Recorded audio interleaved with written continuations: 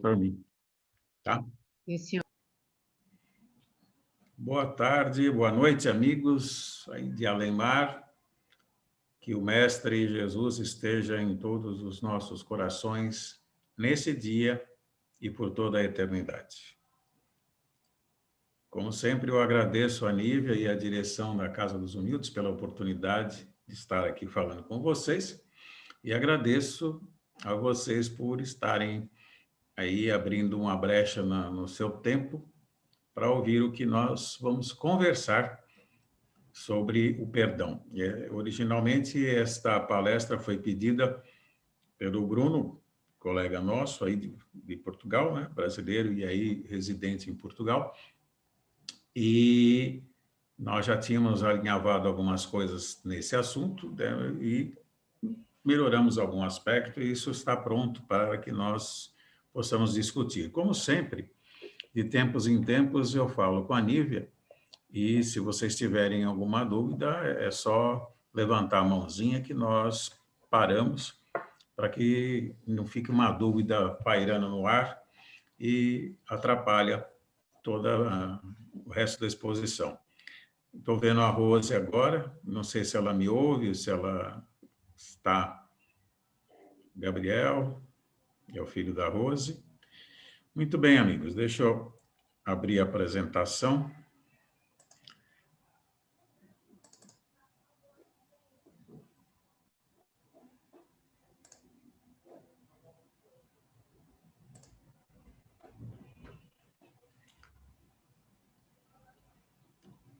Nívia, vocês estão vendo a tela inicial? Tá tudo, Carlos, tá certinho. Tá certinho? Então, vamos lá. Se nós pudéssemos escolher entre tomar um remédio e não tomar, ou seja, se nós pudéssemos escolher entre precisar tomar um medicamento e não tomá-lo, a grande maioria das pessoas, aquelas que não são hipocondríacas, escolheria não tomá-lo. Por uma razão muito simples, né? O remédio geralmente é desagradável. Ele, além de atingir o que estamos precisando de cura, ele também atinge outros órgãos e isso não faz bem para nós. Existe uma coisa que é chamada Dona Mágoa, como eu vou brincar em relação a ela, e o remédio para ela é o perdão. Aliás, é o único remédio que existe para mágoa. Quando se fala em mágoa, quando se fala em perdão, essas duas coisas estão interligadas, porque o perdão só existe quando nós permitimos que a mágoa apareça em nós. E não há outro remédio a não ser o perdão. Por incrível que pareça, não há conversas, não há discussão de relacionamento, não há nada que cure a mágoa. Somente quando as pessoas perdoam ao outro e se perdoam pelos erros cometidos é que conseguimos tirar a mágoa da nossa frente. Há um determinado momento, né, em nossa vida que nós decidimos receber a ofensa dentro de nós ou não. Se nós permitirmos que a ofensa entre em nós, criaremos a mágoa. A partir daí, teremos as consequências que todos nós já conhecemos. Acredito que, quando vocês souberam dessa palestra e do tema e do dia, vocês começaram a pensar algumas coisas a respeito do perdão e daquilo que vocês vivenciaram ao longo das suas vidas. Onde é que está a raiz da Dona Mágoa? Ela está naquela posição que nós nos colocamos como seres muito importantes, merecedores da mais alta consideração, atenção, aquelas pessoas, né, que às vezes esquecem de nos convidar para algo, nós ficamos magoados, porque afinal de contas somos tão importantes como fomos deixados para trás. Então, a análise que se estabelece hoje né, na ciência e na própria doutrina, ela está relacionada com o orgulho da pessoa em se achar muito importante. E por se achar muito importante, ela não admite que alguém a desconsidere. Ou seja, ela assume que qualquer coisa que lhe tenha sido feita é uma ofensa. Lógico que nem tudo que acontece, felizmente, nós entramos em nosso íntimo e consideramos aquilo como uma ofensa, senão nós morreríamos loucos. Mas existem algumas coisas que nós não conseguimos relevar e, mais ainda, há coisas que determinadas pessoas nos fazem, em particular, que nós não aceitamos. E essas mesmas coisas feitas por outras, nós relevamos com muita tranquilidade. Como nasce a mágoa? Essa plantinha aí, né? Duas pessoas, em épocas diferentes, com palavras diferentes, abordaram esse assunto e trabalhando um de um lado religioso e outro do lado científico, mas fazendo uma ligação muito clara que nós temos com a doutrina espírita. O primeiro deles é um psiquiatra norte-americano chamado Dr. Fred Luskin. Ele foi o autor de um livro chamado O Poder do Perdão. Se vocês olharem na internet, há vários livros com esse nome, porém, apenas o do nosso amigo Fred Luskin é que eu considero como relevante para essa nossa conversa. E, aliás, eu me baseei em muitas coisas que eu vou falar a vocês nesse livro do Dr. Fred Luskin. Aqui no Brasil, esse livro está esgotado, infelizmente. O Dr. Luskin ele fez uma pesquisa com 2.000 pessoas que tinham câncer. E ele conseguiu achar um denominador comum a todas elas, que era uma mágoa. Algo que ocorreu com elas em um passado, às vezes remoto, às vezes recente, e que provocou um sentimento de revolta, de inaceitação daquilo, e como se fosse um corrosivo, foi indo, estabeleceu-se um processo de desequilíbrio do ser como espírito e, a partir daí, um desequilíbrio físico. Nós sabemos que as doenças nascem exatamente na parte espiritual, vão para o perispírito e elas se materializam no corpo físico, por fim. Então, não adianta nós, como se diz na homeopatia, nós temos que... não existem doenças, existem doentes. E a homeopatia trata exatamente do doente. Tanto que um sintoma qualquer que a pessoa tenha, ele não vale para outra pessoa. O mesmo remédio na homeopatia, não necessariamente aplicado para outra. Cada um tem a sua maneira de reagir à vida e cada um tem a sua forma de trabalhar com as suas mágoas, as suas ofensas e as suas decepções. O Dr. Luskin coloca uma situação interessante, que são as regras não aplicáveis. E essas regras não aplicáveis, está no slide posterior, quando elas são descumpridas, nós aplicamos multas mentais. Seriam isso. Veja se vocês identificam em si mesmo alguma situação dessa, que vocês ficam com raiva quando as outras pessoas não agem como vocês querem. Ou melhor dizendo, eu fico com raiva quando alguém não age como eu quero. Fico frustrado quando eu tenho um planejamento e as coisas não seguem do jeito que eu quero que sigam, na velocidade, no tempo e na forma com que aquilo deva ocorrer. E fico muito zangado quando alguma coisa entra e, de uma maneira inconveniente, atrapalha os meus planos. Quando isso ocorre, de acordo com o Dr. Luskin, eu aplico as multas mentais, as regras não aplicáveis. Que são elas?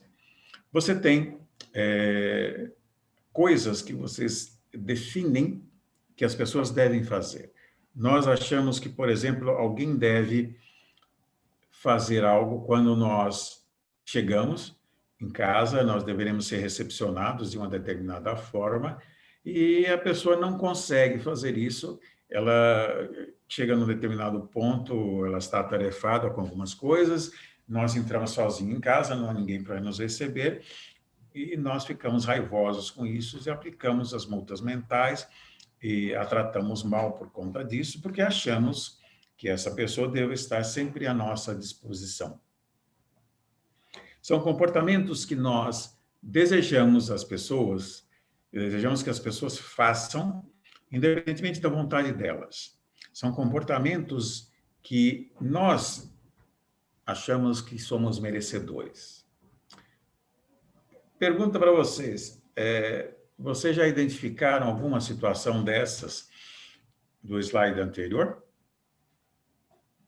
Ficaram raivosos porque as pessoas não agiam como queriam, frustrados porque o planejamento não se efetivou e zangados quando alguma coisa inconveniente aconteceu? Certamente. Com certeza, né? E a reação mais comum quando esses dissabores acontecem são essas benditas multas, são as regras não aplicáveis que nós insistimos pela nossa prepotência de fazer com que os outros sigam. Mas a pessoa sabe que tem que fazer isso, e nós não seguimos nesse trajeto. Nós simplesmente achamos que ela tem que saber e ponto final. Lógico que os outros não nos obedecem, e em não nos obedecendo, cria-se todo esse clima desagradável e quem sofre somos nós mesmos, não é verdade? Até aqui tudo bem, meus amigos? Sim.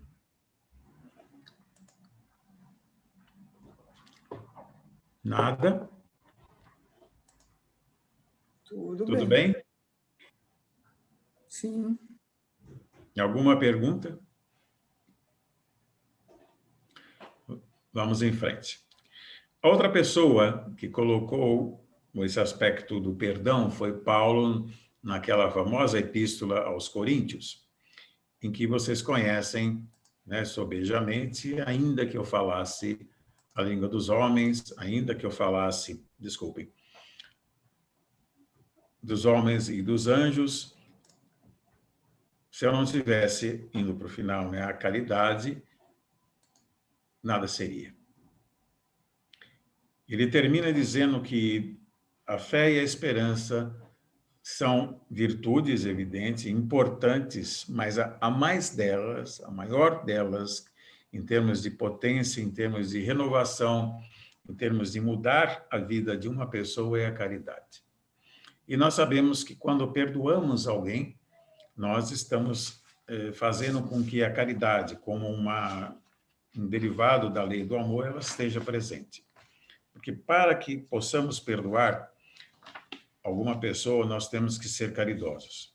Eu tenho que entender que essa pessoa está passando por um momento difícil, ela está fazendo alguma coisa que talvez nos desagrade, mas ela não conhece aquilo que nós conhecemos.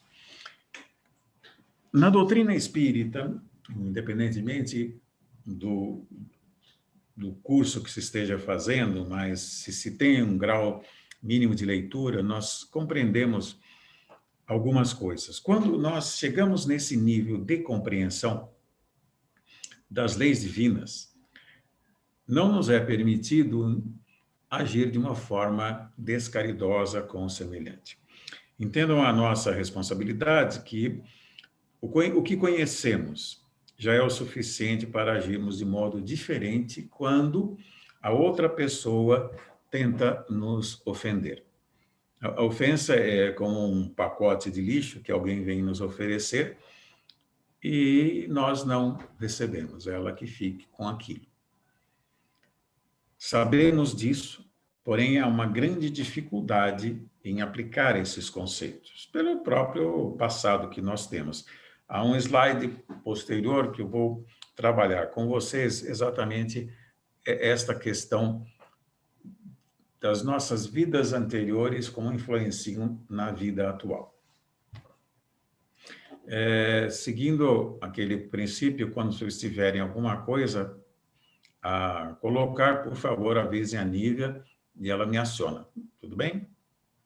Senão eu não consigo cumprir uma hora que ela me deu, se eu parar para perguntar toda hora. Então, por favor, fiquem à vontade para perguntar ou interromper em qualquer instante. Quando nós deixamos de cumprir alguma das leis divinas, como a do trabalho, da justiça, da caridade, do amor, a consequência para nós é a dor. Não é o sofrimento, repetindo aquilo que nosso grande Chico Xavier nos disse, que a dor é necessária, o sofrimento não. Nós entendemos que o processo de dor é um processo de evolução para o nosso estágio ainda desse planetinha querido, não é? Ainda nós entendemos que a lei é para os outros, não é para nós. Como as nossas leis humanas, né? Tanto aqui no Brasil, quanto aí em Portugal, em qualquer ponto desse nosso planeta conturbado. O descumprimento de uma lei, e no caso a lei de caridade, ela vai provocar a dor. E a dor exatamente é o sofrimento que teremos pela mágoa. Então, a mágoa se materializa num sofrimento totalmente desnecessário. Veremos isso ao longo da exposição, mas eu quero deixar claro, sempre nós temos um instante em nossas vidas que podemos bloquear a ofensa, ou seja, relevá-la. Vem um pacote de lixo e nós não aceitamos. Quando nós não aceitamos, nós passamos ao largo de qualquer processo de dor. A mágoa surge quando nós faltamos com a caridade.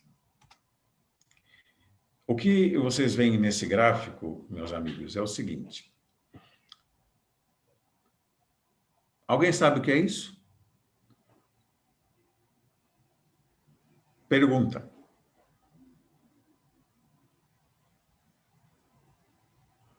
Não sei. Ninguém sabe?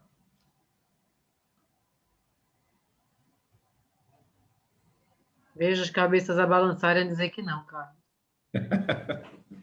Pois, vou ajudá-los.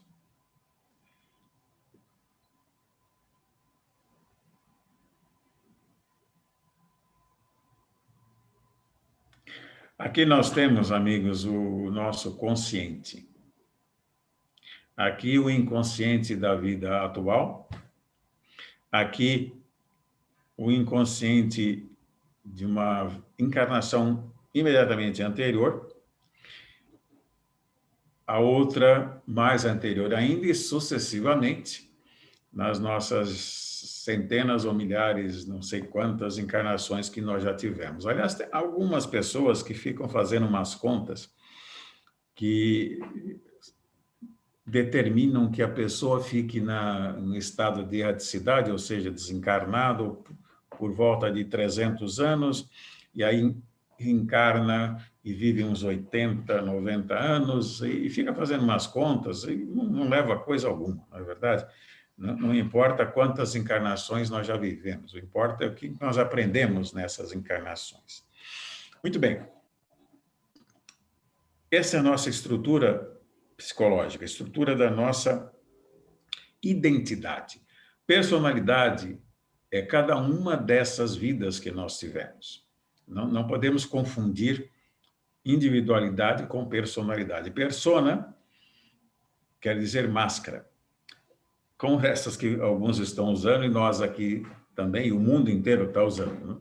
São máscaras que disfarçam como é a pessoa mesmo. Então, numa encarnação, nós vestimos esse corpo, temos as nossas experiências, temos os nossos papéis e reagimos aos fatos da vida de acordo com o aprendizado dessa encarnação, mas por baixo temos um inconsciente, dois inconscientes, centenas de inconscientes de vidas anteriores. Esse núcleo escuro aqui, vão pensando o que vem a ser. Muito bem, este moço aqui é o torpedo da mágoa, da ofensa. Quando nós permitimos que esse torpedo entre dentro de nós, da nossa estrutura psicológica, ele vai levantar aquelas coisas que temos guardadas no passado, seja dessa vida anterior, né, desse inconsciente da vida atual, seja do inconsciente de uma vida anterior, seja ela qual for, e vai avançando. Nós sabemos que não somos seres angelicais, nós temos uma série de defeitos, uma série de virtudes, qualidades, muitas temos, mas nós temos todo um histórico de vida. Percebam que esses círculos concêntricos, eles não são de linha cheia. Essa notação quer dizer o seguinte: uma informação que nós temos aqui no passado, uma vida, sei lá, há 500 anos, ela está guardada e ela conversa com uma informação dessa nossa vida atual e vem até a superfície no nível consciente.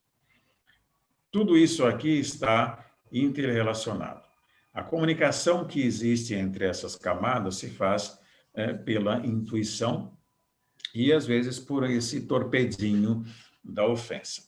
E o torpedo da ofensa chega finalmente nesse núcleo. Adivinharam o que é?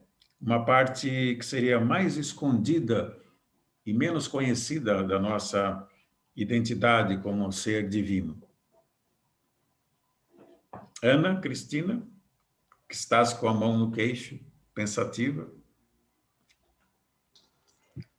Seria o ego? O ego mais ou menos tudo isso, mas é uma partezinha dele, Ana Cristina. É uma parte escura. O escuro é uma correlação que se faz quando a gente não conhece, não é verdade? Quando não conhece alguma coisa, é escuro. Talvez o nosso orgulho. Também não.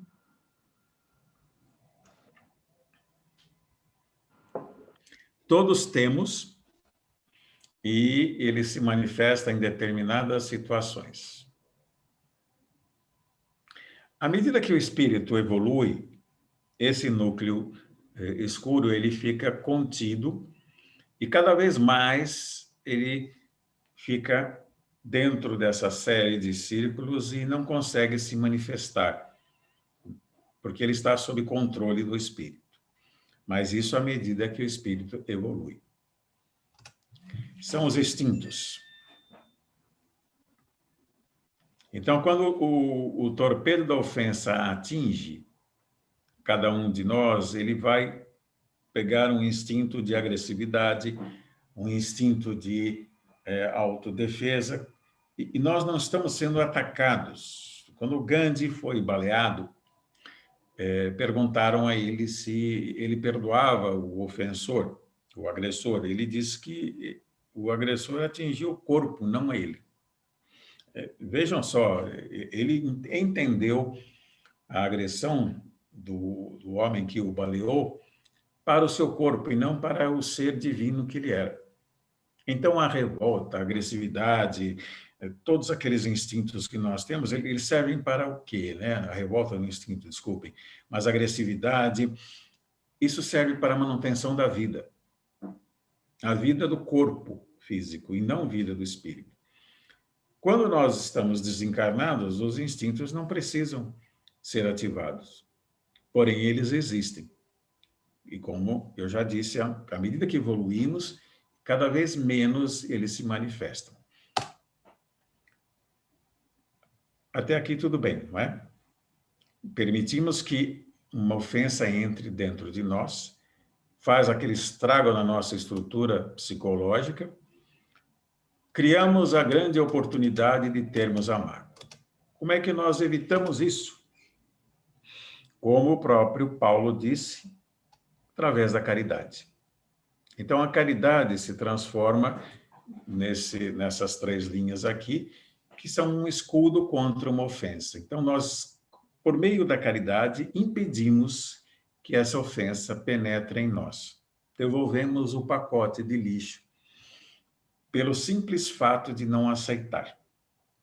E essa carga vibratória negativa que nós estamos tendo aqui, vinda de seja lá quem for, ela volta e vai, na sua volta, carregar as energias negativas de todos aqueles que pensam da mesma forma.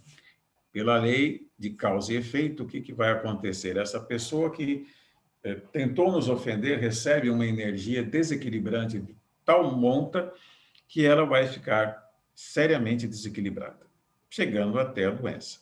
Entenda o seguinte, esta devolução que nós fazemos não é a devolução, né, da ofensa, simplesmente nós não aceitamos aquela ofensa.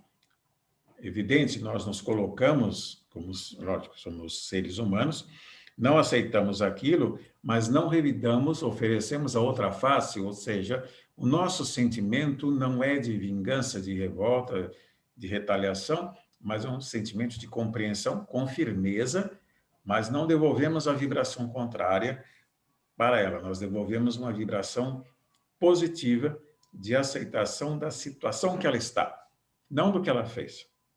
Nós aceitamos que ela está naquele desequilíbrio, não aceitamos o que ela fez e não aceitamos a ofensa que ela nos colocou. Colocando esse escudo da caridade, ou seja, agimos para com ela como nós gostaríamos que agissem conosco. Afinal de contas, quem é que nunca ofendeu alguém, não é verdade? Quem é que nunca escorregou e deveria ter ficado com a boca fechada e falou bobagem? Esta força volta para a pessoa que nos ofendeu, ou que tentou nos ofender, e aí é um problema da lei de causa e efeito que ela vai ter de tratar aquilo. Meus amigos, por que tudo isso acontece? Eu não sei, provavelmente vocês já devem ter passado por situações de grande sofrimento, de grande dor. A mágoa acontece quando nós assumimos que aquela situação, uma separação, por exemplo, uma perda de um ente querido, seja por desencarne ou seja uma separação, né, marido e mulher, nós assumimos como se fôssemos a primeira pessoa do mundo em que aquilo ocorreu. Nós não conseguimos olhar à nossa volta e ver que milhares e milhares de pessoas estão desencarnando nesse instante e que outras estão se separando, pegando apenas esses dois exemplos. Parece que o mundo se reside, aí entra aquela questão do ego, né, que eu só vejo a mim mesmo. Então, eu estou vendo que só eu estou sofrendo aquilo. Vejam, a mágoa começa a se consolidar quando eu acho que eu sou a grande vítima do universo. O Dr. Luskin, ele coloca uma alegoria muito interessante. Ele diz que o indivíduo que se magoou, ele colocou numa área muito nobre da sua mente como se fosse uma planta. Nívia, onde você coloca as suas plantinhas queridas? Bem, nesse momento elas estão espalhadas aqui pela casa, pelo jardim, pelo quintal. Na outra casa sua, onde você as colocar? Nas varandas. Nas varandas. E algumas no meu quarto também. Ou sejam, áreas nobres, não é? Deixa eu colocar mais alguém aqui. José, tens planta em casa?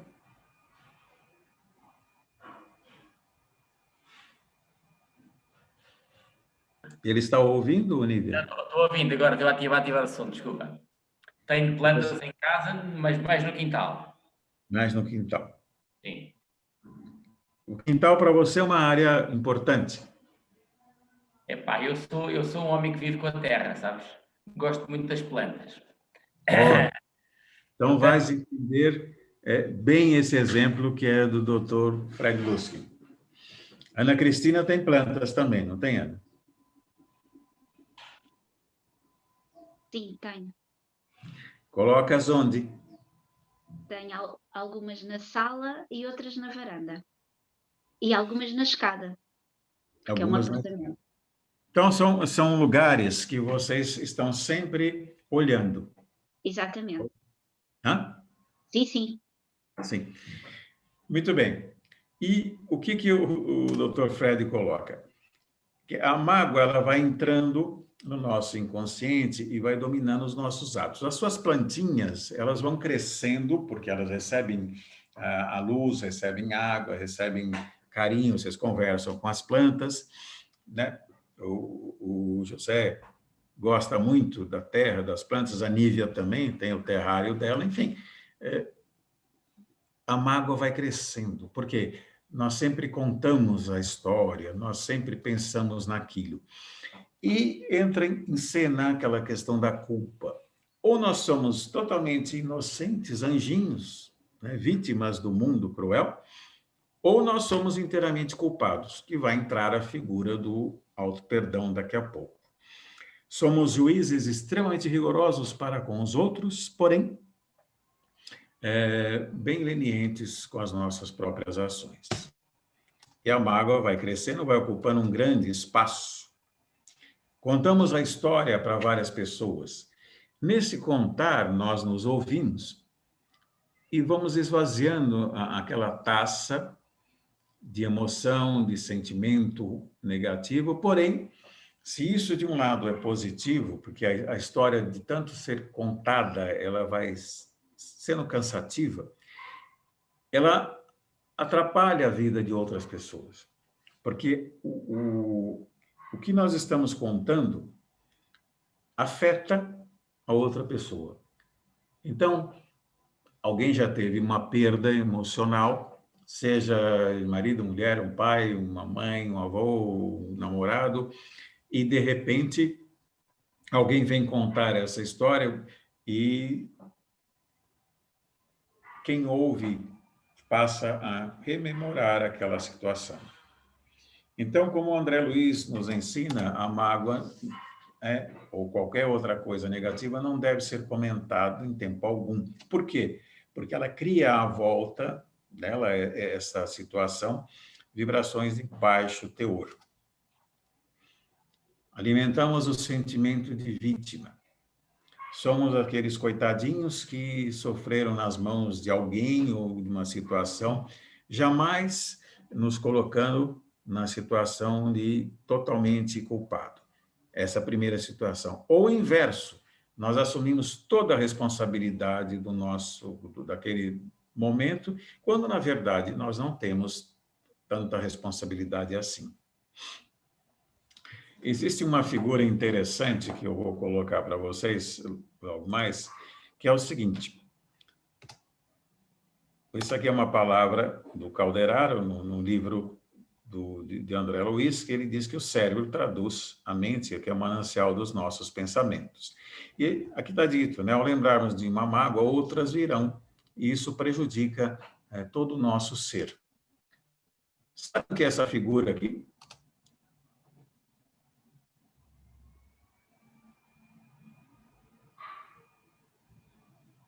Todos nós temos.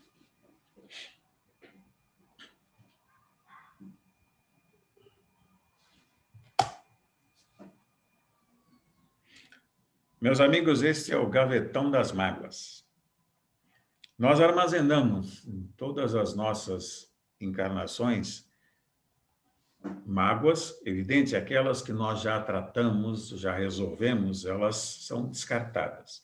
Mas vamos supor que esta gavetona aí é apenas desta nossa encarnação presente. O cérebro, ou a mente, conforme Calderaro nos diz, armazena as mágoas de modo semelhante.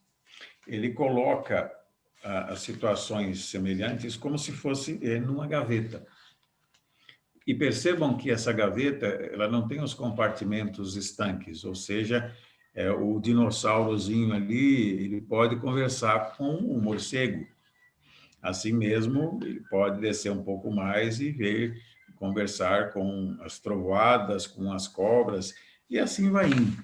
Então, vocês já devem ter vivenciado isso, quando começa a se comentar algo negativo, outras coisas vêm, e coisas que aparentemente não tinham a ver, mas é que a qualidade daquela informação ela é negativa e ela atrai outras coisas. Então, o morceguinho aqui, ele vai trazer com ele a serpente. Então, de repente, nós nos lembramos de uma situação triste e outras começam a vir à tona e começamos a viver uma série de situações que não tinham mais sentido de estarem presentes, mas nós trazemos lá do fundo do nosso inconsciente. A sensação ruim que nós temos, ela vai desequilibrar a cada um de nós. Então, muito cuidado para que nós não enchamos mais, né, essa gaveta com coisas presentes. Procuremos dar uma esvaziada nesta gaveta, ali, né, entendendo cada uma dessas mágoas, por que ocorreu aquela situação, e ao entendermos, conseguiremos suplantar aquela situação. O Dr. Fred Luskin, ele fez a correlação de mágoa com câncer. Cientificamente, os cientistas não reconhecem isso, embora ele tenha entrevistado 2.000 pessoas com câncer, 2.000 pessoas com mágoa.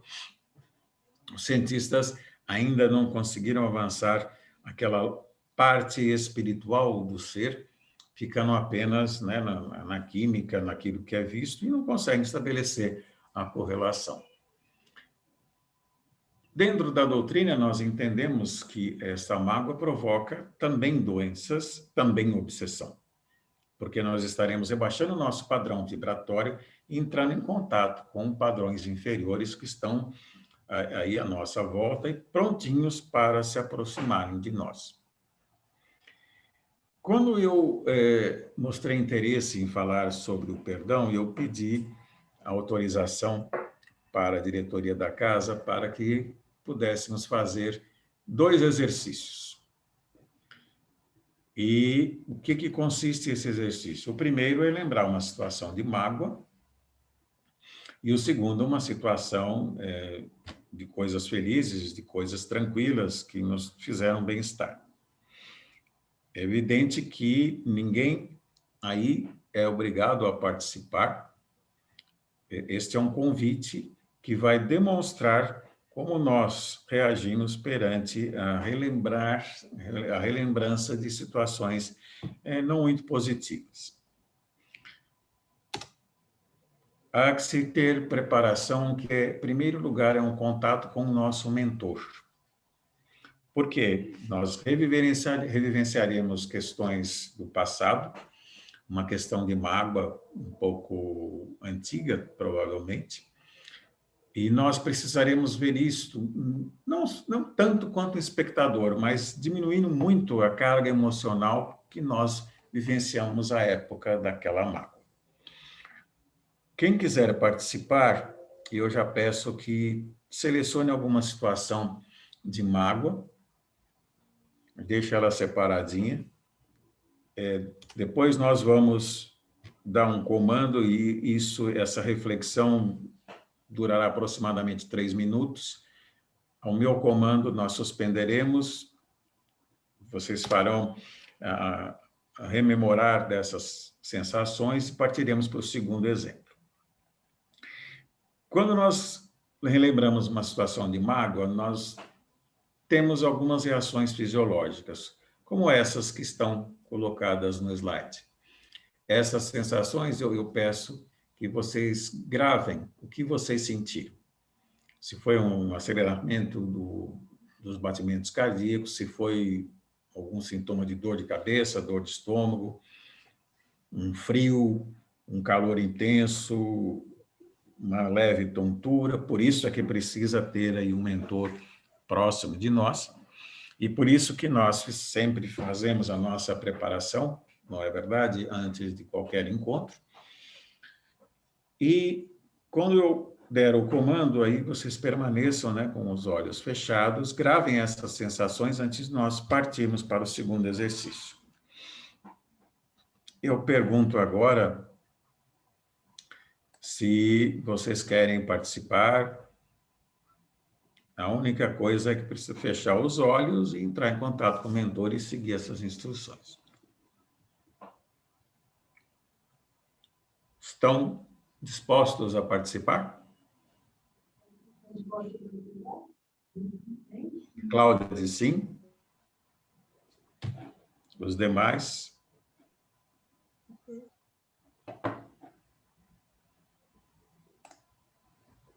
Ok, aqui vamos participar. Muito bem. Nívia? Estou aqui, vou participar. Ó, já fechei o olho. Muito bem. Bom, amigos, então a primeira regra é nós fecharmos os nossos olhos, buscarmos entrar em contato com o nosso mentor individual, buscando nele o apoio para esse exercício, e ele sabe exatamente que exercício é esse, ele já está a par. E lembrando que nós temos todo o amparo da espiritualidade nesta encarnação, e vamos agora, naquela situação de mágoa que nós tivemos, vamos relembrá-la. Vamos relembrar se foi com alguém que ainda faz parte do nosso relacionamento, se é com uma pessoa que já não faz mais, não está encarnada, mas ainda nós temos esse sentimento. Relembrando onde ocorreu, como, os detalhes daquilo.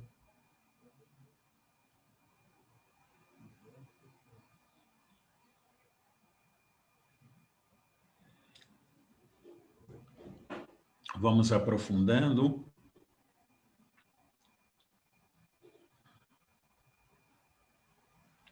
Uma situação de mágoa é uma situação desagradável e, portanto, ela trará consequências no nosso corpo físico.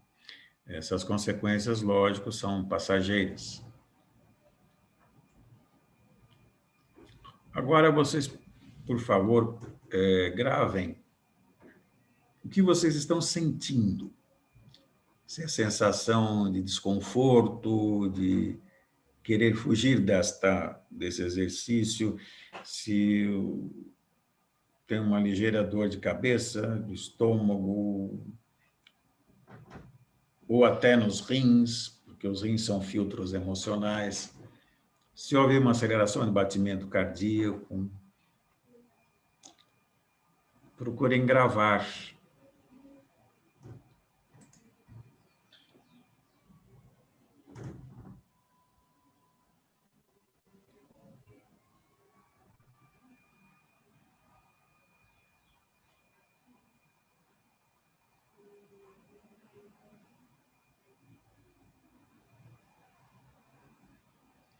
Muito bem, gravado isso, podem abrir os olhos.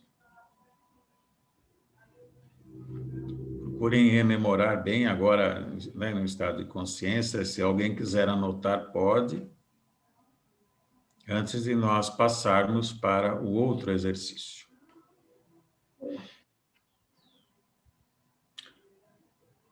No segundo exercício, nós vamos relembrar uma situação feliz, né, de alegria, de paz, com as mesmas características. Não é porque nós vamos trabalhar uma coisa positiva que nós não precisamos do nosso mentor. Porque ela é tão agradável que, de repente, nós queremos ficar naquele estado, né, ou naquele tempo espacial que nós não voltamos aqui para o nosso encontro. Então, o nosso mentor vai falar, venham para cá, por favor, busquem, né, cada um de vocês aí os seus laços e vamos voltar. Também prestem atenção às sensações, gravem essas sensações. Então, vamos começar no segundo exercício, novamente, assumindo aquela postura tranquila, né, de braços descruzados, pernas e mãos descruzados.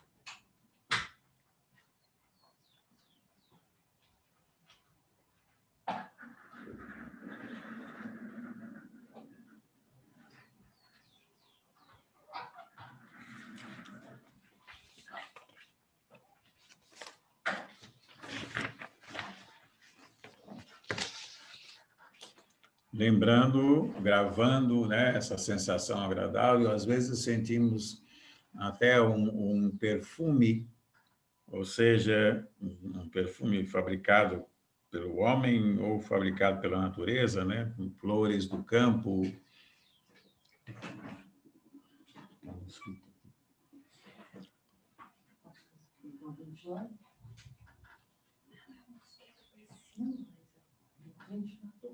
Não.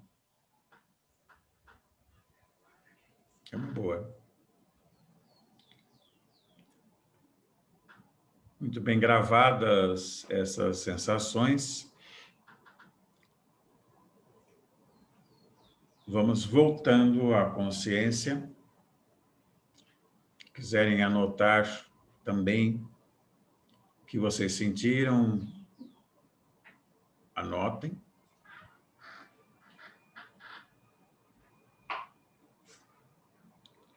É evidente que eu não perguntarei a vocês o que cada um sentiu. Se sentiu dor, se sentiu sofrimento, não é esse o foco. A minha pergunta é esta. Se nós preferimos sentir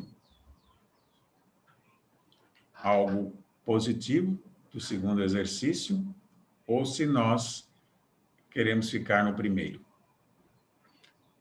Se nós preferimos relembrar a situação da mágoa, da ofensa, da dor, o desconforto físico, ou se nós gostamos daquela sensação de prazer, de reconforto. Melhor desligar, está esfriando aqui. Sem entrar em detalhes do que sentiu, eu vou fazer uma pergunta. Vocês conseguiram fazer os dois e ter a noção do que é relembrar um sentimento ruim e do que é relembrar um sentimento bom? Conseguiram isso? Cláudia disse que sim, a Ana Cristina sim, o casal também. Claro. Creio que a Nívia também. Essa escolha, meus amigos, é muito fácil. Quando nós deixamos que aquele torpedo da ofensa entre em nós, nós teremos que trabalhar nisto. Ou seja, retirar esse sentimento negativo que temos dentro de nós através do perdão, porque nós deixamos penetrar aquele desequilíbrio. E toda vez que nós relembrarmos dessa situação, né, de mágoa, nós vamos ter essas sensações. É evidente que, no decorrer do tempo, as sensações diminuem, mas elas ainda aparecem. Talvez vocês tenham ficado assim, um pouco surpresos de terem recordado algo mais antigo e terem sentido as mesmas coisas.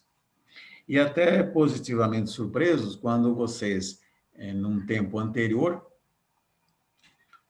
sentiram algo agradável, relembraram, né, uma paisagem que tinham até esquecido, uma conversa agradável, um sentimento muito prazeroso, um perfume, uma paisagem agradável. Então, são escolhas da nossa existência que cabe só a nós fazermos. Ou nós buscamos a lata do lixo ou buscamos o balcão de doces, a confeitaria. É uma escolha única. A razão, a raiz da palavra perdão é esta que está na tela, é o perdonare, ou seja, o que eu tenho para doar. E o que nós temos para doar é a caridade. O perdão é a forma maior de caridade para com o nosso semelhante. Como é que nós eliminamos esta mágoa? Aplicando o remédio do perdão. E como é que se aplica? Bom, eu já deixei que a situação se configurasse. Já não tem mais jeito. Eu já me desequilibrei e, naquele instante, o torpedo da ofensa penetrou dentro de mim. O Dr. Fred Luskin dá esses passos, é evidente, podem ser questionados, mas para mim faz muito sentido. e dentro do nosso processo de reforma íntima também. Eu faço uma análise da situação que eu gostaria que se encaminhasse. Da forma com que eu recebi a agressão, eu gostaria que fosse diferente. Eu faço um desejo sincero, firme, para que esta situação ocorra. E aí entra um pormenor, que pode ser nesta ou em outra oportunidade, até numa nova encarnação. O que nós estamos preparando, amigos, é o nosso futuro, já que já escrevemos, né, dentro do nosso coração, já escrevemos em nossas mentes o que está no passado. Só que isso vai voltar. Aquele gavetão das mágoas, ele mostra coisas semelhantes. Então, as perdas que nós tivermos, puxa vida, perdi um ente querido. Eu poderia ter falado com ele mais vezes, eu poderia ter ido visitá-lo mais vezes, eu poderia ter dado mais atenção, enfim, todas aquelas coisas. Depois eu vou ter outra perda. Então, o que a gente gostaria de fazer é que cuidássemos das pessoas enquanto elas estão conosco, saudáveis, interagir. Então, esse plasmar da situação ideal, ele deve ser feito de uma maneira firme. E poderá ocorrer numa nova situação, até numa outra encarnação, mas isso já estará gravado em nossa mente. Por repetição, que é um processo psicológico chamado substituição. Então, psicologicamente, eu substituo aquele sentimento negativo por um sentimento positivo, por uma forma de reagir positivamente. E aí é que eu faço a remissão àquela pergunta de que onde vocês colocaram as suas plantas, e todos vocês colocaram em áreas que consideram importantes. E o Dr. Fred coloca no quintal. No exemplo dele, o quintal não é uma área importante. No exemplo dele. Para mim é importante, porque nós temos aqui plantas em todos os lugares. Mas o que ele quis dizer é o seguinte, que o quintal não seria uma área constantemente visitada.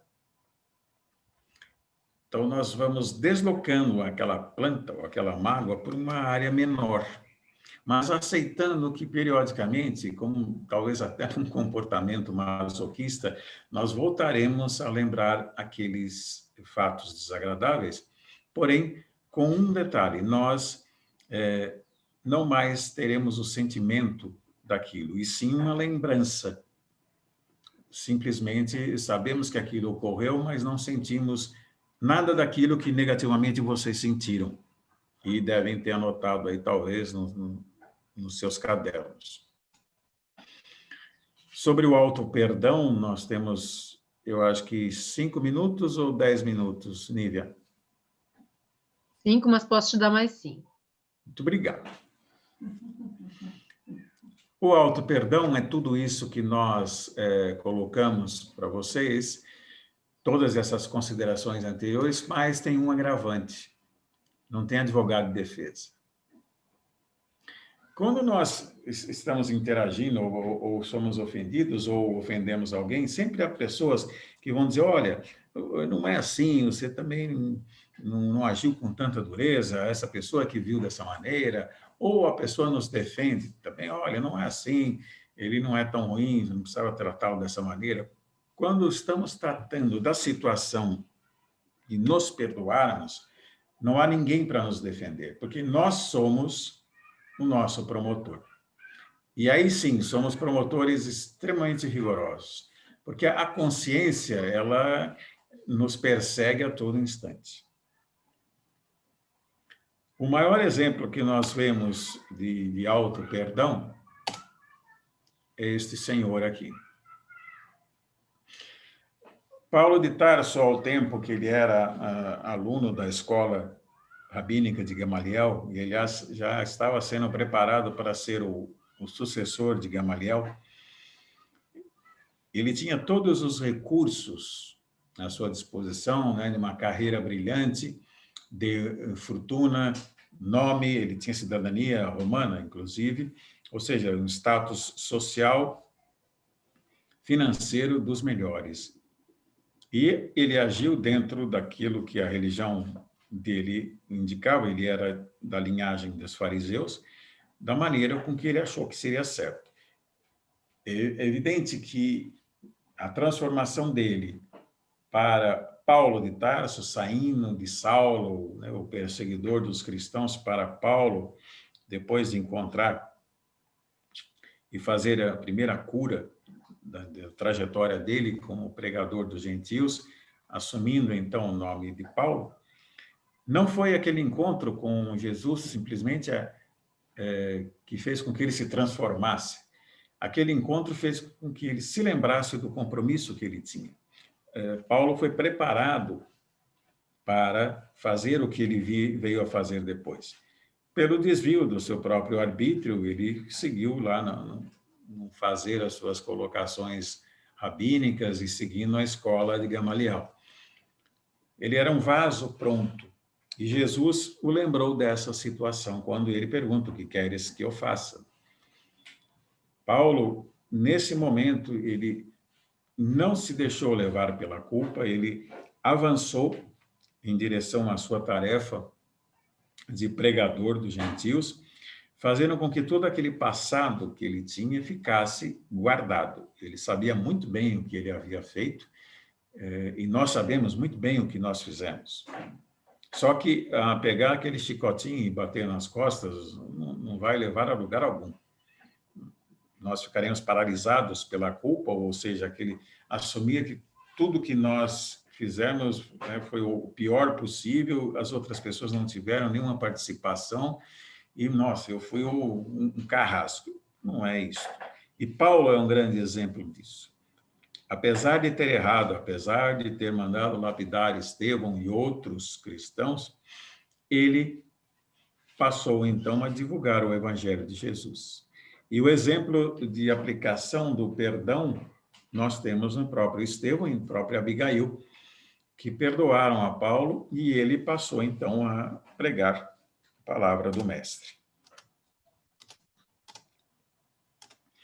A prática do perdão, ela tem vários benefícios. Ela alivia a carga dos nossos problemas da vida atual para a vida futura.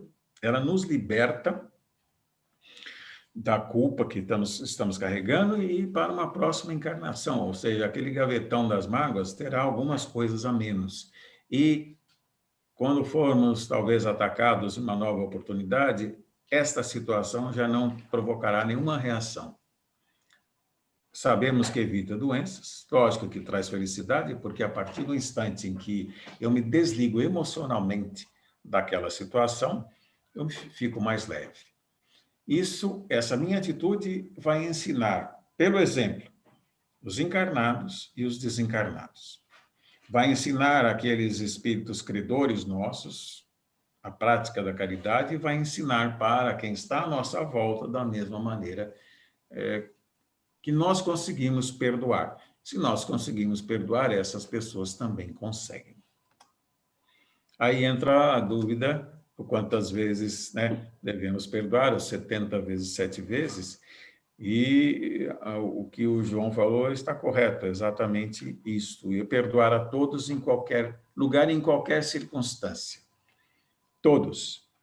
E quantas vezes? Indefinidamente.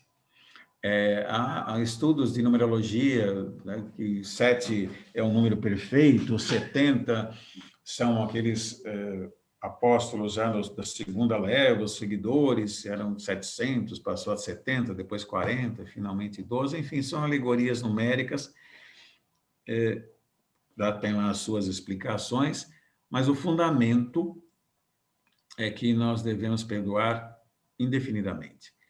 Os 7, temos 7 dias da semana, 7 cores no arco-íris, 7 anões, né, 7 notas musicais, enfim, tem alguma coisa que tem a ver realmente com uma ciência. Mas a mensagem do mestre é que perdoe sempre, indefinidamente. E é uma escolha individual nossa, quando queremos ou não queremos. Na verdade, é a pessoa que nos trouxe um dissabor. Nós podemos definir que, vou dar aquele primeiro passo para o perdão. Lógico que se a pessoa insistir em continuar naquela trajetória, esse é um problema dela. Gandhi colocou esta frase para nós, que é muito importante. É preciso ter uma coragem moral muito grande para perdoar. E o perdão é um atributo das pessoas que têm coragem moral, um atributo dos fortes. Porque o fraco continua se julgando vítima e não se coloca nas suas devidas responsabilidades, na situação que houve, e, fracamente, ele conduz a vida dele como um coitadinho. Deixo vocês com essa palavra do Jair presente para reflexão e coloco-me à disposição para eventuais questionamentos, eventuais perguntas.